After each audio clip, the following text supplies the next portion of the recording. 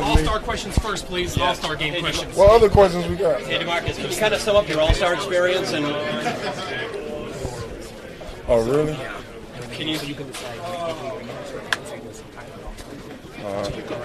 That's whatever. Can you sum up your all-star experience? What it was like for all these great players? It was amazing, man. Trade deadline, probably the single best day in the NBA's calendar. A chaotic 24 hours where every team is either looking to retool, go all in, or sell. Trades as little as second round swaps to the likes of Durant, Kyrie, and DeMarcus Cousins getting shipped off to their new team. Trade deadline has people from all different walks of life glued to their phone, refreshing Twitter or Google. With so many teams competing this year and so few sellers, this is definitely sure to be a good trade deadline period. Hello, I'm SS Playbook, and in today's video, I'll propose one trade that every NBA team should try to make. I'll provide some other candidates or trade avenues for front offices since I've doubled up with the ideal trade candidate for certain teams. And I'll try to provide some reasoning behind why I've come up with the player and what a trade come deadline day would look like. I've also made sure not to double up with exact trade, so each team has their own individual trade to try and progress to where their club wants to be. Now, because this is a longer video, let's get straight to it. Let's start in the Eastern Conference with the Atlanta Hawks, who are the embodiment of mediocre. In the last 250 games, the Hawks have a 125 and 125 record. Now technically 4 years and 3 seasons removed from ruining Ben Simmons' career, the Hawks have tried to capitalise, but their moves were mediocre and stupid, like the Murray trade. Now with the good young core of Daniels, Okongwu, Richase, and to an extent Trae Young, who is 26, the Hawks are holding on to 3 firsts and plenty of future picks. The front office should look to acquire some players who fit their current need, but also their future timeline. Somebody to fit that criteria, and probably will be available come deadline, is Michael Porter Jr. There have been talks about how this year could be the potential last year that the Nuggets core stay together, with even Porter Jr. saying it himself. If available, the price tag wouldn't be too much, as he still has 3 years left on a deal and he's averaging $40 million a year for his services. Time he shoots, puts it in! Michael Porter lighting it up here in the third. DeAndre Hunter, Bogdan Bogdanovic for storyline reasons, as well as a needed backup center, Cody Zeller, and 2 firsts sees MPJ, an expiring contract, and a first find their way to the Hawks. The Hawks' offense looks ugly at times, with so much reliance on Trae Young's creation. But with Jalen Johnson showing some 3-level promise, they should best capitalize by bringing another 3-level scorer to support. Another reason why this trade makes enough sense is that Capella is in the last year of his deal, allowing for more money to be made available for MPJ and some other smaller salaries to compete for the next few years. Alternatively, the Hawks could go for Jordan Clarkson, Micic from the Hornets for more backup creation, Kuzma, or Anthony Simons. Well, this is what it's like when you're on the bench on an NBA team. Moving on to the Boston Celtics, a team that almost fully reshapes itself every few years and is looking like it could be a similar story. Brad Stevens, a GM who isn't afraid to get active, is responsible for bringing in Kristaps and Drew Holiday last year, while controversially removing fan favourite Marcus Smart. But now find themselves in a money squish with Tatum and House's extensions around the corner and Brown's contract still increasing. It's clear the Celtics have had some struggles this year and are often train wrecks once every few games. They struggle with rebounding, they have no vocal leader or enforcer, and their offense is incredibly one-dimensional and encourages bad shots. You'll often see the Celtics completely check out of games if the 3-ball is not going down. They also turn over the ball a lot and are pretty loud. And he dunked it down on top of Sengun. I understand it could be because of their run to the finals, matched with the Olympics taking a lot out of the legs, but nevertheless, they still have had some issues. I think rebounding is the worst for the former champs. Ironically, the Celtics have the most centers on their roster in the whole NBA at 6 if you include their two-way players. They are terrible at rebounding, and I personally believe it's because they have prioritized height. They should look to move some of these guys and bring in some genuine centers and push Porzingis to power forward where he can roam as a shot blocker. The trade I propose sees the Celtics give up Jaden Springer and 2 seconds to the shameless Nets in return for Day'Ron Sharpe. Standing 6'10 to 6'11, Sharpe has been a solid big man for the Nets. Adjusted for per 36-minute averages, last year he averaged around the second most rebounds at 15 rebounds per contest, and this season is right around 13 per game. The C's desperately need a true center, which is why you see them lose against these big bullish centers like Bam Adebayo, the Hawks duo, and they recently just let a foxless Kings whoop them, allowing Sabonis to gather 28 rebounds. In my opinion, Cornet and Cater are just too uncoordinated and don't really offer too much. But obviously, bringing in Sharp for a guard makes little to no sense for some of the centers on the Celtics to be staying around. Some other cheap alternatives I have for the Celtics would see Tillman, Cornet or Cater go out the door for either Javonte Green, Amir Coffey, Ricky Cancel, and if you're looking for some other alternative centers, well, I'd probably go Duop Reith or Bruno Fernando. Transitioning into the Brooklyn Nets. They started the year as Cooper Flag favourites. Now, almost halfway through the season, 13 games won, some would say they overachieved early. So what's the most logical response from ownership? Sell all of the overachievers and veterans to tank the right way. 4th last in the conference and 21st worst record overall, it's time to start getting some seriously good youth back in these trades. I like the Dorian Finney-Smith trade, but Maxwell Lewis is not going to be a needle mover in any future endeavours. Ben Simmons, Cam Johnson, D'Angelo Russell and Nick Claxton. All names that have some trade value. Some more than others of course, but teams will obviously come knocking about their availability. It's cool Brooklyn, you have 28 picks and are actively scouting kids aged 12 to 16 years of age, but it's time to find and bring in underutilized youth stuck on the bench. If only there was a team with an abundance of young talent who are contenders and are looking for established two-way talent. Well, thankfully, there is a title favourite Thunder, depending on who you talk to, who are looking to gain a two-way wing with finals experience to add to their arsenal of two-way veterans acquired for a deep title push. But what does it cost them? 2 blokes who don't play, a cheap rotational piece and a first. I'm sure a few of you guys are thinking that this is a huge overpay by the Thunder, but you clearly aren't aware of the season Cam Johnson is having. 19.5 points per game while shooting 43.5% from 3, and Johnson, who can play the 2 through 4, is just a complete upgrade over Aaron Wiggins. Lastly, Cam Johnson no doubt will be the most inquired about player this deadline, and his contract of $20 million annually for 3 years is just a bargain. But this is the Brooklyn Nets part of the video, so why would they accept this trade? Well, they get 2 guys who in their draft year were highly regarded talents, although incredibly raw. Aaron Wiggins, who is still young enough and good enough to fit their plans, and a chance at drafting a talent. I doubt they could say no. As far as it goes for alternatives, it's funny, because I can't really see the Nets going for any talents themselves, but instead they'd play the waiting game. Some talents I could see being offered to the Nets would be Cole Anthony for D'Lo or Johnson, maybe Herder and a young player gets offered, maybe the Cavs strike with Okoro and the Bulls could get funny or offer Pat Williams or Jalen Green. Years ago, had that breakout game against the Dallas Mavericks. Coming up next is my favourite trade, for the Charlotte Hornets. Actually a really fun team to watch, full of guys I'm high on such as Mann, Mark Williams and Tijan Salan. When LaMelo Ball is on the floor, I personally believe that the Hornets are a genuine chance to beat almost every team on their given night. Now the only issue I can see with this unit is one that has sort of been a stain on the post-Kemba and now dubbed LaMelo Ball era of the Hornets, and its behaviour. From reckless driving, domestic violence, DUIs, the Hornets have, in the last 5 to 6 years, had various run-ins with the law because of stupid and immature behaviour from its playing group, which is clearly transitioning to on the court. You can see from post-game interviews, on-court play, especially against the Celtics and Nets earlier this year, that they have some serious maturity issues. They need a hard ass to guide them. Almost every team has an enforcer, a player or coach who is quick to set the record straight when the team goes awry. Chris Finch is the perfect example of a coach who is a team's enforcer, whereas Udonis Haslem, Marcus Smart and Draymond Green are examples of on-court presence. Although unlikely, there should be a world where the Charlotte Hornets try and get Jimmy Butler, a historical hard-ass that could almost be considered a locker room cancer. There's no doubt Jimmy Butler is passionate and will get his point across. Butler has another 2 years ahead of him where he can still provide good production and prepare the guys for the playoffs through leadership, which is desperately needed for a team stuck in an eternal rebuild.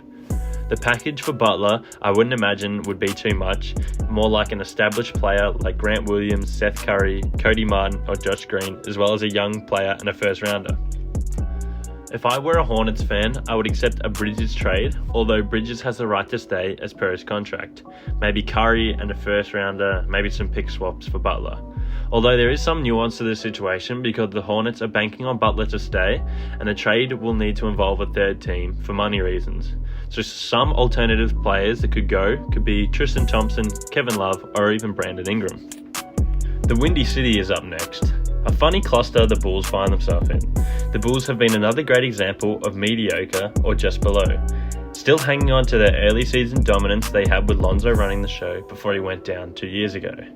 Run by a hated and unwilling front office, I remember seeing some stat about the Bulls not trading for 2 seasons.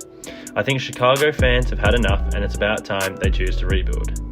They have some valuable pieces in LaVine, Vooch, and Lonzo in the last year of his deal. They need to find some suitors for the guys who are willing to pay above market rate. So let's go to the league's worst 3-point team in the Magic. Sitting dead last in 3-point percentage at a cold 30%, the Magic have no threats from beyond the arc thanks to a KCP cold year. So who do we trade there? Although I love the fit of LaVine, he's just too expensive, so the next best is Vucevic. An underrated season for the stretch big, 20 points, 10 rebounds, 3 assists on 56, 42, 80 splits. And it's definitely fair to say that Vucevic is having one of his most efficient seasons in his career. So why the Magic? Well, Vooch can open the floor with his 3-point shooting, allowing some of the big boys like Paolo to get downhill easier. Secondly, they can probably offer the best return. It also provides an opportunity for the Magic to dump bad salaries, which sees Jonathan Isaac and Gary Harris, the bad contracts, as well as a young centerpiece Caleb Houston, a first and a second, seems fair value for the 34-year-old. It makes the Magic more dangerous and helps the Bulls begin their rebuild as they gain a young player and picks, and it's probably the best offer they could get. Other alternatives are Moses Moody, or trading LaVine to a team like the Magic, Spurs or Pelicans, or even trading Lonzo to Mavs, Clippers or Grizzlies. Rolling on to the next team, we have the Cleveland Cavaliers, who are one of the 3 major contenders in my opinion, although still quite untested versus Thunder and the Celtics if you go like for like on missing players. The Cavs have some expiring contracts and cap room to play around with to make those final improvements as they push for a Larry O'Brien trophy. Although completely strangled by their lack of picks, they do have a couple contracts where if I was a Cavs fan, I wouldn't mind moving on from those players. LeVert is replaceable and expensive for what he brings. He's also expiring, and Georges Niang is literally terrible at basketball, but somehow gets away with a lot of dodgy illegal screens on court, probably because the ref feels sorry when they look at him. Around the mark for the best record in the league, but how do they improve? Well, I'm purely just going to go off of what happened last year when Allen went down in the playoffs. Playing Mobley as a lone center, the Cavs were easily taken down by the experienced Celtics. A mix between overwhelming the rim and stretching Mobley out, Mobley offered nowhere near his typical DPOY effect. I suggest the Cavs find another cheap rim protecting center because come playoff time, if such events happen again, Tristan Thompson simply won't cut it. Why not find someone who, in my opinion, when fit, is the best rim protector in the NBA? I have the Cavs calling up Time Lord for his services. Standing 6'9" with a 7'5" wingspan, a forgotten freak at his peak. Robert Williams was at the tail end of DPOY conversations anchoring the Finals 2022 Celtics. Now we all know what he provides, which is elite rim protection and can provide some pretty decent perimeter defense as well. But health is the main issue for him, so maybe a bench role where some nights he doesn't play could be the move going forward. But if he is fit, there's no way the Cavs won't make finals, and I can probably only see it costing him Niang and 2 to 3 seconds.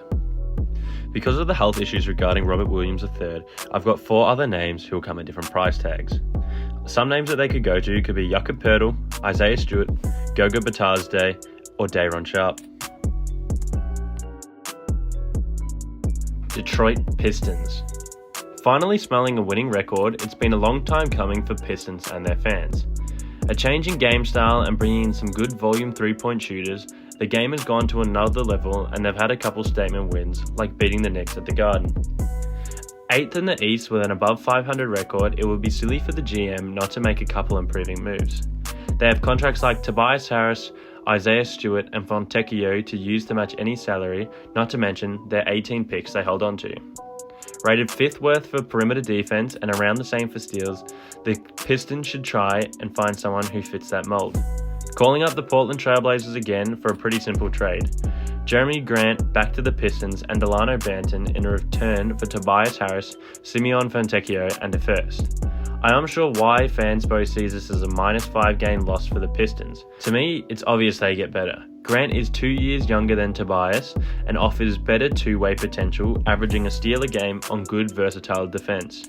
Furthermore, Delano Banton is a lengthy 6'9" point guard who, when given his opportunity last year post-trade, averaged near 17 points per game with pretty solid defense. They would lose a bit of perimeter volume, but there's no way that Grant, Sasser, Banton, Beasley, and Tim Hardaway all couldn't pick up the slack. Other routes they could go could be Aaron Wiggins, Jayshawn Tate, Marcus Smart, Matisse Thybulle, Aaron Nesmith, or Brandon Ingram. Short rebound, Kamara inside. Onto the Indiana Pacers. A funny mix of a team because their offense can be so dominant that they can beat just about any team on their given night. However, Halliburton still amidst a down year, the Pacers now have a few glaring holes showing, thanks to Halliburton occasionally transforming into Scott Skiles. With James Wiseman going down and Isaiah Jackson looking lost at times, the Pacers are in desperate need for a bench center. But since they got Thomas Bryant, I'm forced to go elsewhere for a player. To me, I see wing depth as the main issue. They've tried hard to bring in a few wings via the draft in Furphy, Shepherd, Walker, but all of those guys don't look like future NBA players at this point. The Pacers are still competitive and they can always be a dark horse to win a series or go on a deep playoff run, but they need some better wing depth and some better defense. So I'm calling up the old reliable again in the Portland Trail Blazers, who have another pretty forgotten player, Matisse Thybulle. An unorthodox athletic wing, Thybulle plays defense in a 1v1 setting, meaning he's great on ball, getting around screen, and impacting shots. It's like he's almost magnetized to his player if they're in any action. He hasn't played so far this season because of an ankle issue, but when he returns to play, I reckon this would be the perfect selection for the Pacers. I'm unsure if he'd be considered a negative asset at this point, hence the Pacers receiving a pretty handsome return, but come playoff time, I think Thybulle can help them reach the next level. Lastly, to support this point, Thybulle's biggest weakness is his offensive game. Chuck him in one of the fastest, best offenses in the league where he can just sit corner or cut. I think that will almost hide all of his weaknesses. Some other routes the Pacers could go could be trying to pry away Herb Jones, Lou Dort, Josh Okogie, or if they want to get expensive, take Andrew Wiggins or Bruce Brown back again. The Miami Heat. Easily the biggest player in this year's trade deadline. Absolute cinema. I've hated the Heat and Jimmy Butler for a long time now. It took until now for people to realise that Jimmy Butler is a locker room cancer to the extent of Celtics Kyrie, and it's best for Miami to move on from Butler and his overpriced coffee. But what's Butler worth? A 35-year-old earning an eye-watering $48 million this season with an option to go again for $52 million next season? And there's no promises Butler will stay past this season, and if he does, he'll cost you $52 million or he'll pull a Chris Paul and get paid $30 million until he's 40. The truth is, no one really wants to pick up an old, injury-prone 35-year-old who has somehow garnered the nickname Playoff Jimmy off of one playoff run, which, to be fair, was incredible. The Suns are interested, but $150 million between three players who predominantly shoot mid-ranges doesn't seem too smart to me and shows how KD has no future in managing teams. Can he get to the Warriors for a combination of Andrew Wiggins and salary filler? It would be interesting, but I definitely could see a character crash between Butler and Draymond. But because I think it's most likely, let's see how Butler finds his way to the Suns. It'll be difficult, so another team will have to come into the frame unless they can somehow make up the exact amount. I bought in the old reliable Nets in as they don't really have a spine, and I think their GM would sacrifice their firstborn child if they got a second rounder in return. The Heat revamped their roster, dumping all their bad players and contracts, and in return they get Trendon Watford, a floater master, Bradley Beal to make the bulk of the contract trade, and they give out a future lottery protected first. And in return they get a second, because I don't really know, I just sort of felt bad for them. The Nets get some vets to help lead their team, as well as 2 picks as thanks for being in the trade. Obviously some protections would apply. The Suns get their guy, and the fans of the team get to enjoy real 90s basketball where the superstars of the team all drove and shoot mid-ranges. There really aren't too many other alternatives because only so many teams can afford him. So you can go to the Warriors as mentioned before, the Hornets also mentioned before, or even the Grizzlies for a package of Kennard, Smart, maybe some others and some picks. I don't know, this one's sort of a tricky one. The Bucks, quite possibly my most controversial pick here. I was licking my lips thinking up with this one, because if there's ever been a man holding a franchise back as much as Chris Middleton, I would be genuinely surprised. At this point, I'm actually quite unsure how the city of Milwaukee has not tried to publicly execute this man. Amidst the worst stretch of his career, the Bucks have been trying to retool their roster to try and get back to the highs of NBA champs.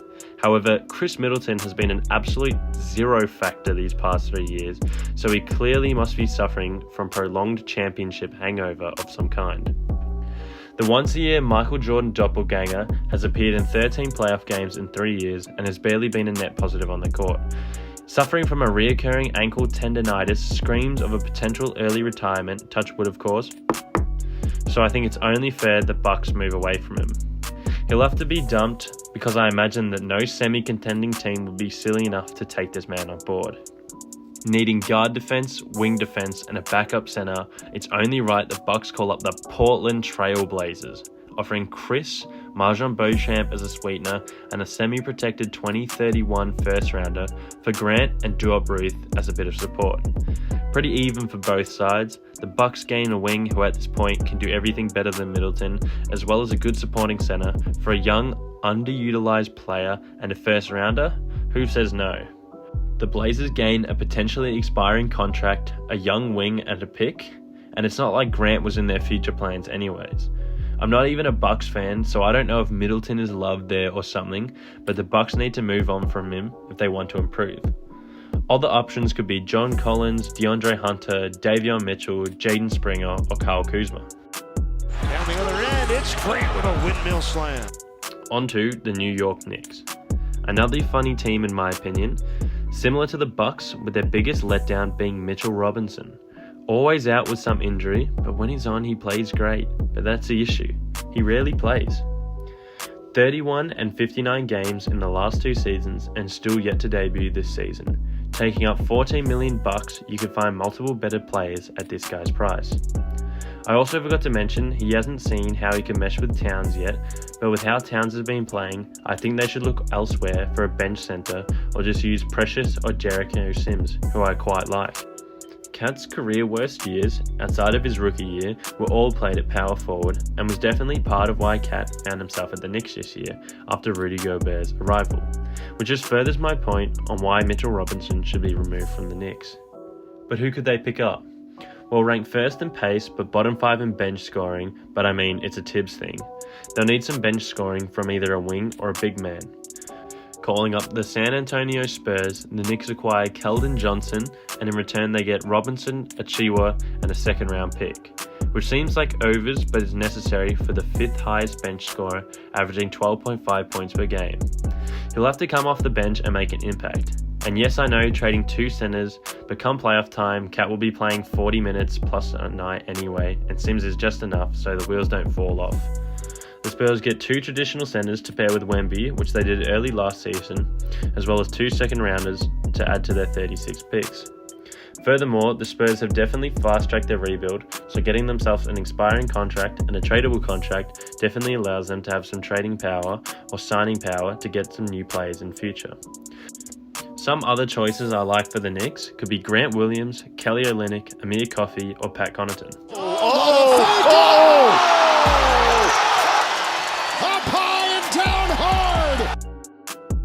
Coming up next, we have the Orlando Magic.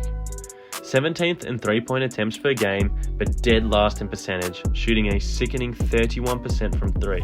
The KCP addition did not move the needle for the young Magic, and if anything, has been among one of the worst additions this offseason, although I believe it will pay off. A very good team that just lacks the 3-point shooting that's necessary to win in today's NBA. In my Chicago Bulls prediction, I talked about LaVine and how I love the fit of LaVine on the Magic, but he's on $43 million a year. So let's go to the discounted version of LaVine. Anthony Simons.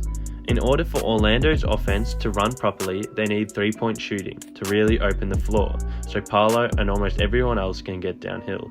However, where they really need shooting is from the guard positions. Jalen Suggs shoots 30%, Black shoots 23%, KCP 31%, although beginning to heat up, and Cole Anthony 30%, while Gary Harris doesn't even get minutes. That's where Simon comes in, shooting between 8 to 9 threes per game at 35%, although a career 38 to 40% shooter. He isn't afraid to let it fly. On the Portland Trail Blazers, they have a guard logjam and are clearly prioritizing Scoot Henderson over this man, which may mean that you can get a 20-point per game scorer for a cheaper price after he saw a slight reduction in minutes and shot attempts. He also defends more than most other volume 3-point shooters and shows good athleticism. But what would his asking price be? He's 25 and right in the age bracket for the Magic, as well as being on a good contract.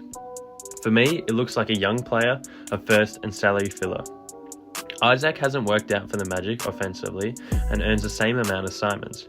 Chuck him in with Caleb Houston, the worst of the 3 6'8" wings they have drafted, and a first rounder and a second rounder as sweetener, and that makes sense. Other volume 3-point shooting guards they may need could be CJ McCollum, D'Angelo Russell, Bones Highland, or even Ricky Council. Now we've got the Philadelphia 76ers. Just put a line through the season, let Joel sit and get his body right. Quite surprisingly though, the stars of the team don't get that much more expensive next year, only increasing by between $9 to $10 million for the three of them. And their team next season, at this rate, is only $5 million more, allowing them to pretty much bring in whoever they want or need. From what I see when I watch the Sixers, 3-pointers outside of Maxey is their weakness. Their point guard defense is weak, and they need some valid upgrades at that position, with Kyle Lowry and Jackson aging and just being plain bad. They gotta find some upgrades. A few come to mind, but who do the Sixers give up to make it happen? I'm going to the Raptors and Jazz for the Sixers in a 3-team deal. The Sixers are doing the honourable thing of sending Kyle Lowry to the Raptors for a farewell tour.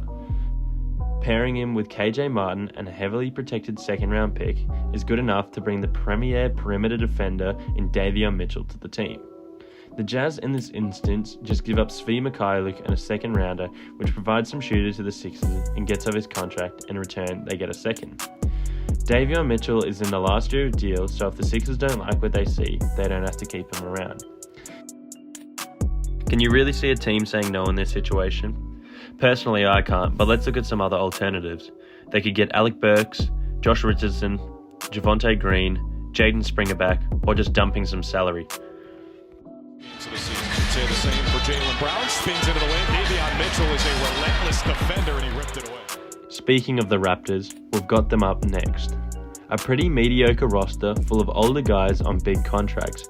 You've got Bruce Brown, Podol, Olynyk, and Boucher all earning $10 to $25 million, and they clearly don't fit a competing timeline for the Raptors.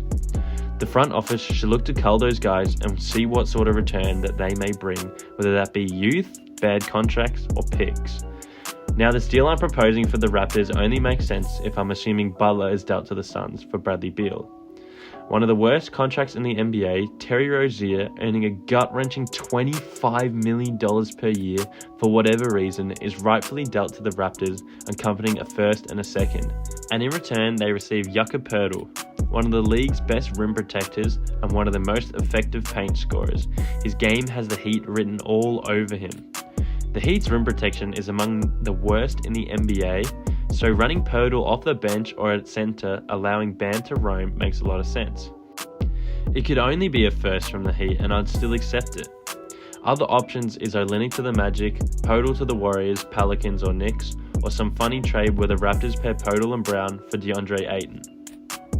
Finishing us off, we have the Washington Wizards, who are still a nothing organisation. They haven't done anything since the Beal trade, which sort of ruined them as a team. Gambling on raw foreign talent the last few years has really stung them. But this year, with them most likely getting a top 3 pick, they won't have a hard decision to make, with the top 3 prospects all being NBA ready.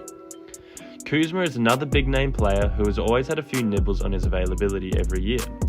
There are a few teams that may come knocking for Kuzma and his talents, but I think either the Rockets, Magic or Warriors. The team that makes the most sense for me is the Warriors. Ranked 20th on offense, although the Magic are 29th, the Warriors take a very egalitarian approach to the game of basketball. Outside of Curry, everyone makes a pretty equal impact, and that's only furthered by the fact that Steve Kerr likes to use all guys available almost every night. They need bulk points per game, and that's where Kuzma comes in. A down year, and probably not helped by the fact of how terrible the Wizards are, Kuzma at his best is an easy 20 point per game scorer. which is why they desperately need him either starting or off the bench. What would a trade package look like? For me, I would like Moses Moody as a staple young player and take 2 bad contracts off their back in slow-mo Carl Anderson and Gary Payton II, who are owed $16 million together this season, as well as a second rounder. The second rounder is just filler, so the Wizards have a chance at finding a diamond in the rough. My alternatives aren't going to be player related to a certain extent, but teams where they could get the most return. Send Brogdon to the Pistons for Tobias Harris and a pick, Kuzma to the Magic for maybe Isaac, Caleb Houston and a pick, or even send Valanciunas for Najee, Tyson and Saric and even maybe a pick. If you made it all the way through the video, thank you very much. I know it's a longer video, but I don't know, I couldn't really condense it that much. If you have any questions about trade candidates or teams or options, feel free to comment them down below. But see you later.